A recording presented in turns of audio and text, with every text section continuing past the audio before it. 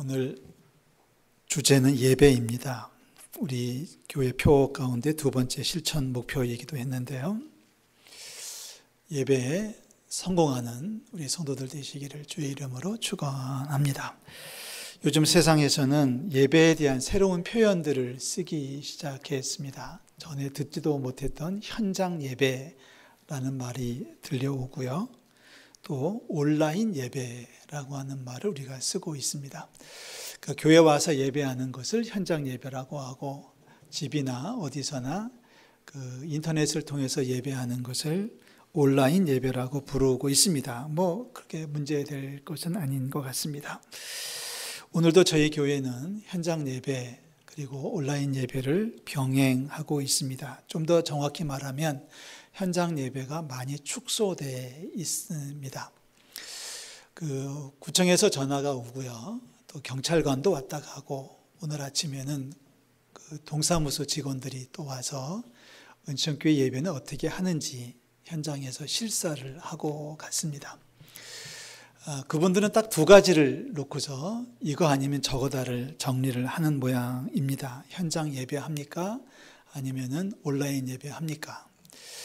저는 이렇게 대답을 했습니다. 오늘 오셨던 동사무소 직원들 평소에 안면이 있으니까 또 서로 말하기도 편안했는데요. 현장 예배, 온라인 예배합니다. 그러나 현장 예배를 위해서 필수 인원이 오실 겁니다.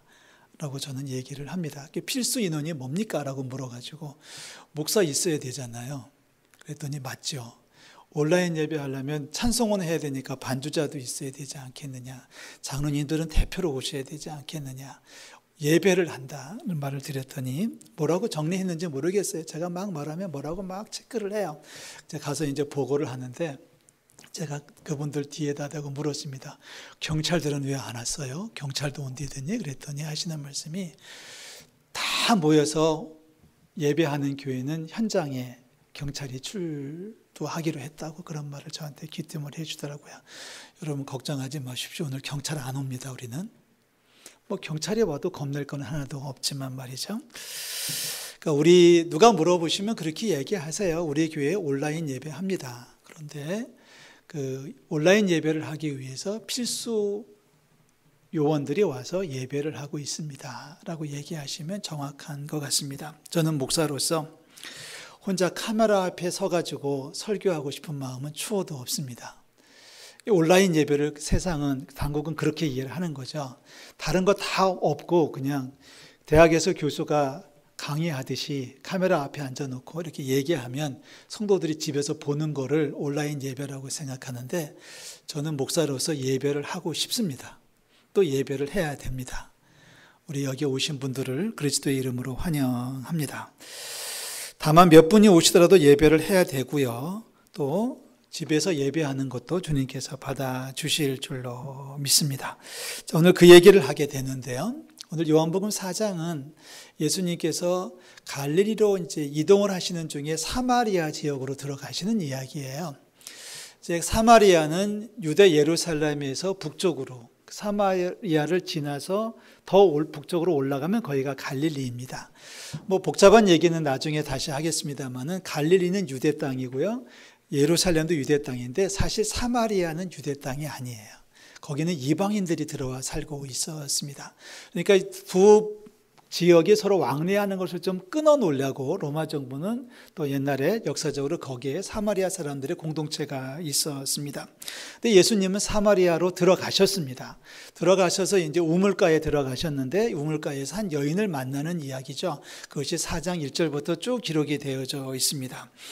우물가에서 물 기르러 나온 사마리아 여인과 이런저런 얘기를 하는 중에 여인이 예수님이란 분이 자기 앞에 있는 이 남자분이 보통 분이 아니라는 사실을 알고서 선지자입니다라고 고백을 합니다. 그러면서 이제 몇 가지 궁금했던 거를 질문을 던지는데, 그 질문 중에 첫 번째 질문이 예배에 대한 질문이었습니다. 아주 간단한 질문을 던지는 거죠. 예배를 언제 합니까? 예배를 어디서 합니까? 예배를 언제 해야 됩니까? 예배는 어디에서 해야 됩니까? 라고 질문을 던지게 됐습니다. 그랬더니 예수님께서 아주 간략하게 명료하게 대답을 해 주셨습니다. 우리가 아는 그대로죠. 우리가 살아가는 모든 순간이 예배하는 시간인 줄로 믿습니다. 우리가 날짜를 정하고 시간을 정해서 주일 아침 오전에 우리가 예배를 합니다마는 사실 하루 모두가 일주일 모든 시간들이 하나님 앞에서 살아가는 예배의 시간이 되어야 될 줄로 믿습니다. 자, 중요한 거는 예배를 어디서 합니까? 라는 질문을 던져요. 어디서 해야 됩니까? 누구는 여기에서 하고 누구는 저기에서 한다 뭐 이런 말이 있는데, 그랬더니 예수님께서 대답하시기를 이 산에서도 말고 예루살렘에서도 말고 예배할 때가 온다라고 말씀하시면서 답을 주셨습니다. 예배는 어디에서도 할 수 있다라고 말씀하셨습니다. 여기 오셔서 현장에서 예배하는 분들만 예배하는 거 아니고요. 우리가 마음을 다해서 정성을 다해서 예배하고 있다면 오늘 온라인 통해서 예배하시는 분들의 그 가정에도 하나님께서 함께해 주시는 줄로 믿습니다. 정답을 얘기합니다. 예배는 항상 예배하는 거다. 두 번째 정답입니다. 예배는 어디에서나 할 수 있다. 장소가 문제가 아니라는 얘기죠. 그렇다면 뭐가 문제일까요? 자, 그 전에 예배가 무엇이냐라고 하는 정의를 좀 한번 내려보겠습니다. 여러 가지 신학적인 정의가 가능하겠습니다만은 기본적으로 오늘 드리고 싶은 예배와 관한 설명은 예배는 주님을 만나는 거룩한 경험이다 라고 말씀드립니다. 한번 따라해 보시겠습니까? 예배는 주님을 만나는 거룩한 경험이다. 자, 예배는 주님을 만나는 시간이어야 되고 예배는 주님을 만나는 장소여야 된다는 거예요. 어디에서 하든 언제 하든지 문제는 안 되는데 주님을 만나는 거룩한 경험을 할 수 있어야만 예배라고 말씀하십니다. 자, 예배는 우리는 분명히 믿습니다. 예배 가운데 주님이 찾아오시는 줄로 믿습니다. 할렐루야. 예배를 통해서 주님을 만나야 된다는 얘기죠. 몇몇 분들이 온라인 예배를 하시고 나서 저한테 문자를 보내오시고 전화를 주신 분들이 많이 계셔요. 저한테 전화를 주신 분들 혹은 문자를 주신 분들의 가장 보편적인 표현이 뭐냐면 목사님 잘 봤어요 라고 하는 표현입니다. 목사님 잘 보고 있어요 라고 하는 표현이고요. 어떤 남자분 한 분은 기가 막힌 표현으로 저를 놀라게 했는데 목사님 오늘 아침에 잘 들었어요 그러시더라고요. 그래서 그분은 영상을 안 보고 말만 들었는지 모르겠습니다. 아니면 졸다가 눈은 감고 귀만 들었는지 모르겠는데 정확히 표현해서 예배를 본다라고 하는 말은 맞는 말은 아닙니다.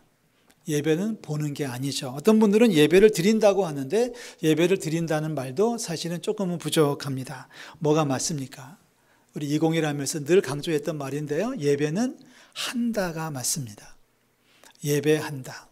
그러니까 온라인으로 예배하시는 분이 저한테 문자 주실 때 잘하셔야 돼요. 이제는 예배 잘 봤습니다라고 안 하고 예배 잘 했습니다라고 얘기해 주시는 게 정답이라는 얘기죠. 왠지 아십니까?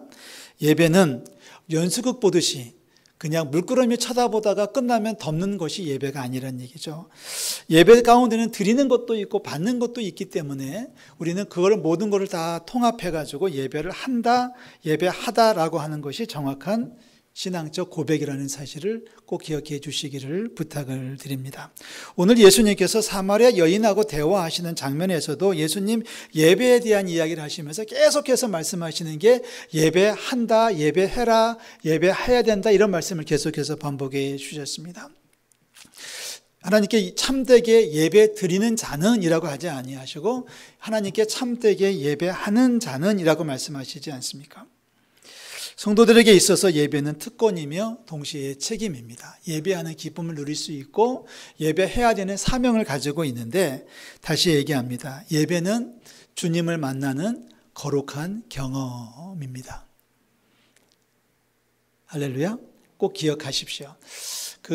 어떤 분은 저한테 이렇게 재밌는 문자를 보내셔가지고 같이 웃었습니다만은 목사님 텔레비로 보니까 훨씬 잘생겼어요 라고 하셨는 분이 한 분 계셨어요. 그래서 저도 인간인지라 저보고 잘생겼다고 하면 저도 괜히 기분이 좋아지지 않겠습니까? 텔레비로 보니까 더 잘생겼다. 그러니까 예배 시간에 목사님 잘 보고 있어. 아니, 예배를 잘 보고 있는 게 아니라 목사님을 잘 보고 있다는 말을 하고 있습니다. 자, 오늘 그 얘기를 좀 더 우리가 정리를 좀 하려고 말씀을 시작했는데요. 우리 예배 시간에 주님을 만나는 거룩한 경험이 있기를 주의 이름으로 축원합니다. 그럼 예배를 어떻게 해야 됩니까? 우리 24절 말씀을 한 번 더 읽겠습니다. 24절 다 같이 읽습니다. 하나님은 영이시니 예배하는 자가 영과 진리로 예배할지니라. 예배하는 자가 영과 진리로 예배해라. 영으로 예배해라. 참되게 예배하는 자들은 영으로 예배해야 된다. 그리고 진리 가운데 예배해야 된다. 이 말씀이 23절에도 있었고 24절도 한 번 더 반복이 되어졌습니다. 자, 어떻게 하는 것이 영으로 예배하는 걸까요? 영으로 예배한다고 하는 것은 믿음으로 예배한다는 뜻입니다. 이 믿음으로 예배한다는 것은 뭐냐면 무엇을 믿느냐면 예수 그리스도께서 우리 가운데 와 계시다는 사실을 믿는 믿음을 이야기합니다. 예수님께서 예배하는 우리의 바로 옆자리에, 우리 앞에, 이 시간에, 우리 이 자리에, 또 우리 예배하는 온라인으로 예배하는 모든 성도들의 가정에 예수님께서 함께해 주시는 줄로 믿습니다. 이게 믿음이, 이걸 믿는 믿음이라고 하는 겁니다. 식구들이 다 모여 있어서 함께 예배하는 것도 좋습니다. 어떤 분들은 연결을 해서 큰 TV에다가 연결해가지고 크게 보시는 분들이 있더라고요. 어떤 분들은 혼자서 조그마한 핸드폰 화면으로 보시는 분들도 계실 거예요. 그래서 눈이 찡그러지고 있고 막 이러는데 중요한 것은 그게 아닙니다. 말씀드렸듯이 예배하는 장소가 어디냐가 중요한 게 아니고 내가 보고 있는 그 화면이 크냐 작으냐가 문제가 아니라 그 자리에 예수님이 계시냐 계시지 않느냐의 문제가 예배에는 관건이라는 사실을 기억해 주셔야 됩니다. 그래서 참되게 예배하는 자들은 첫째 영으로 예배해라. 무슨 뜻이겠어요? 예배하면서 주님을 보시기를, 주님을 보실 수 있기를 주님의 이름으로 축원합니다. 예배를 하면서 목사가 보이면 안 됩니다. 예배하면서 사람이 보이면 안 됩니다. 예배하면서 예수님이 보여야 된다는 얘기예요. 사람이 보이기 시작하면, 예배 시작해서 끝날 때까지 계속 사람만 보이기 시작하면 예배에 성공한 것이 아닙니다. 어떤 분이 저한테 전화를 주셔가지고 이렇게 아마 중간에 화면이 아마 이렇게 성도석을 한번 이렇게 쭉 돌아간 적이 있었던 모양이에요. 그래가지고 어떤 분이 오셔서 예배하는 모습을 보고서 전화해서 따졌대요. 너는 장로도 아닌데 왜 교회 가서 예배하냐고 뭐라고 했대요. 그래서 제가 그분이 했다는 말을 들은 분에게 그분은 예배 시간에 사람만 보셨나 보네요. 라는 말을 제가 남겼습니다. 여러분, 예배 시간에 목사가 보이면 안 됩니다. 예배 시간에 사람이 보이면 안 됩니다. 예배 시간에 주님을 보실 수 있기를 주의 이름으로 축원합니다. 예수님이 보여야지 영으로 예배하는 거예요. 뭐라고 했습니까? 예배는 주님을 만나는 거룩한 경험이라고 그랬습니다. 주님의 임재하심을 경험하는 거룩한 경험이기 때문에 오늘 이 자리에 계신 분들은 예수님을 만나시고 가셔야 되는 거예요. 예배했으니까 난 기분이 좋아요가 아니라 예배를 통해서 예수님을 만났기 때문에 힘을 얻으시는 거란 얘기죠. 그리고 예수님은 여기에만 계신 게 아니라 우리의 가정에도 있고 계시고 우리의 회사에도 계시기 때문에 우리가 인터넷을 통해서 온라인으로 예배하는 그 시간에도, 그 자리에도 예수님은 계시는 줄로 믿습니다. 다시 한번 부탁을 드립니다. 예배하면서 예수님을 보는, 예수님을 만나는 거룩한 경험이 있기를 주의 이름으로 축원합니다. 자, 예배에 대해서 주님께서는 두 번째 말씀하십니다. 참되게 예배하는 자들은 영과 진리로 예배해라.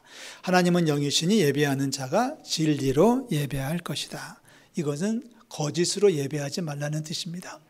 거짓으로 예배하지 말아라.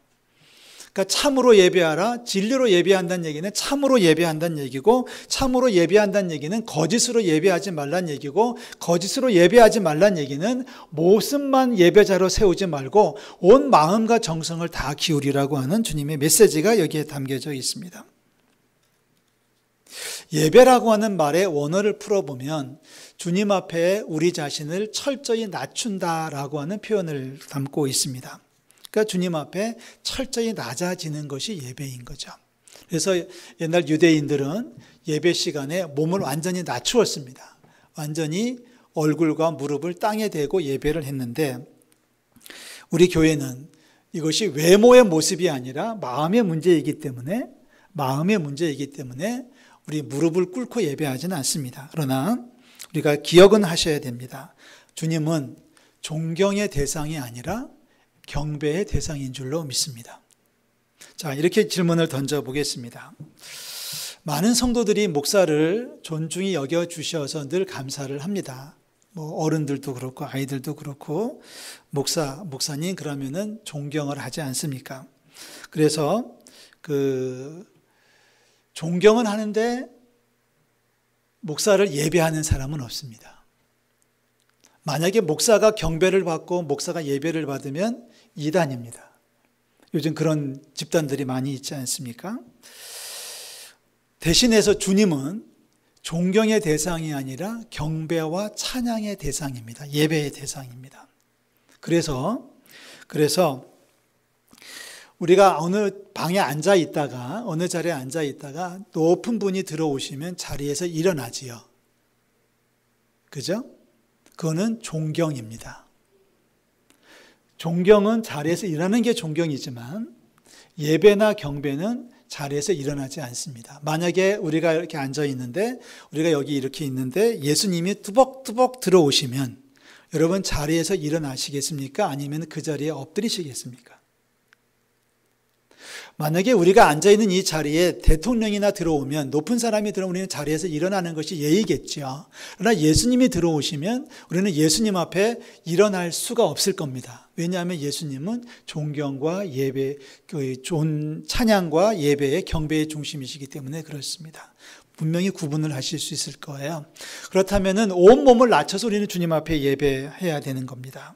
정성을 다해서 예배해야 되는 겁니다. 내가 할 수 있는 최선을 다해서 예배를 해야 되는 거죠. 어떤 분이 그렇게 질문을 던집니다. 기도할 때 무릎을 꼭 꿇어야 됩니까? 라고 묻습니다. 무릎을 꿇을 수 있으면 꿇는 것이 진리로 예배하는 모습입니다. 무릎을 꿇을 수 있음에도 불구하고 꿇지 않는다는 것은 정성이 모자란다는 얘기죠. 제 기억이 맞다면 제가 신학교 들어갔을 때 저희 아버님께서 갑자기 우리 자녀들을 다 모아놓고 이렇게 말씀하셨어요. 금년부터는 추도 예배를 할 거다. 그때까지는 제사를 드렸거든요. 그러다가 저희 아버님께서 세례를 받으시고 아마 그 다음에였던 것 같은데 제가 신학교에 막 들어갔을 때 자녀들을 식구들을 다 모아놓으시고 앞으로 우리는 추도 예배를 할 거다라는 말씀을 딱 하셨습니다. 추도 예배가 저희 집안에 아버님 살아 계실 때만 해도 1년이면 거의 12번씩 있었습니다. 많이 있었습니다. 어느 날 추도 예배를 모이려고 한다고 그래가지고 이제 성경책 들고 이제 이렇게 거실에 나갔다가 크게 혼났습니다. 그 추도 예배라고 해서 쉬운 마음으로 왔는데 저희 아버님이 정장을 딱 하시고 넥타이를 탁 매시고 앉으셔가지고 야, 추도 예배인데 어떻게 너네들은 복장이 그러냐 해가지고 다 양복 입고 정장하고 나와서 예배했던 기억이 지금도 납니다. 그래서 저희 집은 지금까지도 추도 예배 때는 정장을 하고 예배하는 게 전통으로 되어 있는데 그때 저희 아버님께서 하셨던 말씀이 지금도 기억납니다. 정성을 다해야지 하나님이 받으시지. 그러면 복장부터 잘 갖춰야지.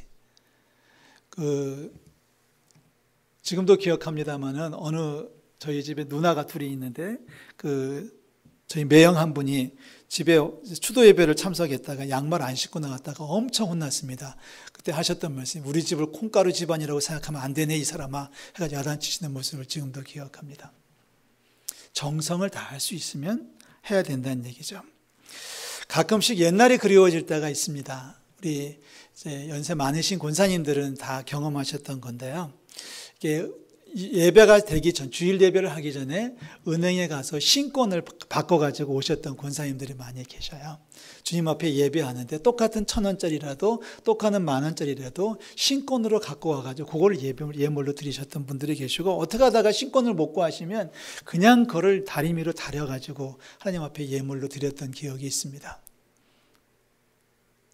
정성인 거죠.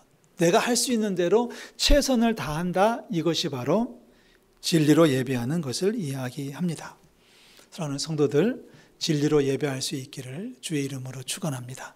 현장에 와서 예배하든 아니면 집에서 예배하든 어느 곳에 있든지 진리로 예배하지만 참된 예배가 되어지고 우리 주님께서 받아주시는 줄로 믿습니다. 자, 마지막 한 가지만 더 이야기하고 말씀을 마치려고 합니다. 예배에 관해서 한 가지 더 나누고 싶은 말씀은 우리 주님의 십자가입니다. 오늘 사순절 네 번째 주일이기도 하지 않습니까? 자, 십자가의 능력이 뭐냐? 우리 에베소 4장에 보면 2장에 보면 그런 말씀을 하셔요. 우리를 십자가를 여러분 보시면 느껴지실 거예요. 위로부터 위에 하나님과 우리 인간을 하나 되게 하셨다. 중간에 막힌 담을 허시고 하나님과 우리를 하나가 되게 하신다. 그리고 오른쪽과 왼쪽 수평적인 모습은 나와 너를, 나와 이웃을 주님의 십자가로 하나 되게 하신다라고 하는 의미를 가지고 있습니다. 십자가를 보시면 여러분 그런 모습이 보여야 됩니다. 하나님과 내가 예수님 때문에 하나가 되고 또 내가 내 이웃과 하나가 되는 것이 바로 십자가의 공적이고요, 능력입니다. 십자가는 우리를 하나님 앞으로 인도하는 능력이고요. 동시에 십자가는 이웃들과 하나가 되게 하시는 하나님의 사랑입니다. 이 일을 이루시기 위해서 십자가를 지셨고요. 십자가에서 죽으셨습니다. 그러나 십자가의 능력으로 우리는 하나님과 화목하게 되었고 우리 이웃들과 하나가 되는 축복을 누리게 됩니다. 자, 우리가 예배한다고 하는 것은 이 사실을 재현하는 겁니다. 재현하는 겁니다. 다시 만들어내는 거죠. 다시 만든다는 얘기는 뭐예요? 우리 가운데 주님이 오셨으니 우리는 주님과 하나님과 하나가 되고 주님의 능력으로 그리고 우리 이웃들과 하나가 되는 겁니다. 온라인 예배의 한계가 바로 여기에 있습니다. 하나 되게 하는 성도들을 얼굴을 보지 못하는 안타까움이 남아 있습니다. 온라인 예배의 한계가 바로 이웃들과 사랑의 교제를 할 수 없다는 것입니다. 얼굴을 볼 수 없으니 사랑을 할 수가 없게 됐습니다. 다시 합니다. 얼굴을 볼 수 없으니 사랑을 나눌 수가 없어요. 제가 한 말이 맞습니까? 틀립니까? 제가 한 말이 다시 한번 할까요? 얼굴을 볼 수 없으니 예배는 하지만 얼굴을 볼 수 없으니 우리 구역 식구들, 우리 또 기관 회원들, 우리 성도들을 사랑할 재간이 없네요 라고 하는 말은 맞습니까? 틀립니까? 틀립니다. 제가 2번을 반복했지만 사실은 틀린 말입니다. 왜입니까? 우리는 떨어져 있어도 사랑할 수가 있습니다. 자, 예배는 뭐예요? 예배는 주님을 만나는 거룩한 경험이라고 그랬습니다. 주님을 만났으면 하나님과 하나가 됐고요. 우리 이웃들과 하나가 되어져야 되는데 이제 예배를 제대로 했으면 참되게 했다면 이제부터는 사랑하십시오. 정말 내가 예배를 제대로 했다면 이제부터는 예배한 자로서 예배자로서 우리 이웃들을 사랑해야 될 책임이 주어졌습니다. 우리가 예배를 참되게 했다면 더 뜨겁게 서로 위해서 챙겨주시고 기도해 주시기를 주의 이름으로 부탁을 드립니다. 그 어느 때보다도 요즘 같은 시절은 기도 더 많이 하셔야 되고요. 더 많이 통화도 하시고요. 만나지 못하니까 더 많이 통화하고 축복해주고 격려해주는 성도의 교제가 예배자로서의 사명으로 나타날 수 있기를 주의 이름으로 부탁을 드립니다. 언제 하셔도 좋습니다. 어디서 하셔도 좋습니다. 그러나 정성을 다하십시오. 우리가 먼 길을 마다하지 않냐고 예배당에 오는 이유는 최선을 다해서 예배하고 싶어서 오는 거예요. 예배하고 나면 주님과 하나가 됨을 경험하고요. 주님을 만났기 때문에 주님 앞에 하나님 앞에 우리가 온전히 세워지는 것이고요. 예배했기 때문에 내 옆에 있는 사람들이 사랑의 대상으로 바뀌어져야 됩니다. 예배를 했는데도 미움이 남아있으면 예배 잘못한 겁니다. 눈에 보이지 않아도 사랑할 수가 있습니다. 오늘 이 자리에 와 계신 성도들, 또 지금 온라인으로 예배하는 모든 성도들에게 주의 이름으로 권면합니다. 그 어느 때보다도 더 많이 사랑하는 은천 공동체들 되시기를 주의 이름으로 축원합니다. 만나지 못하니까 더 많이 사랑해야 되고요. 더 많이 기도해 줘야 되고요. 더 많이 안부를 살펴줘야 됩니다. 우리 그 어느 때보다도 우리의 사랑이 깊어지는 이번 한 주간이 될 수 있기를 주의 이름으로 축원합니다. 찬송하겠습니다. 여러분 다 일어나셔서 우리 마지막 찬송은 438장을 찬송하면서 예배를 정리합니다.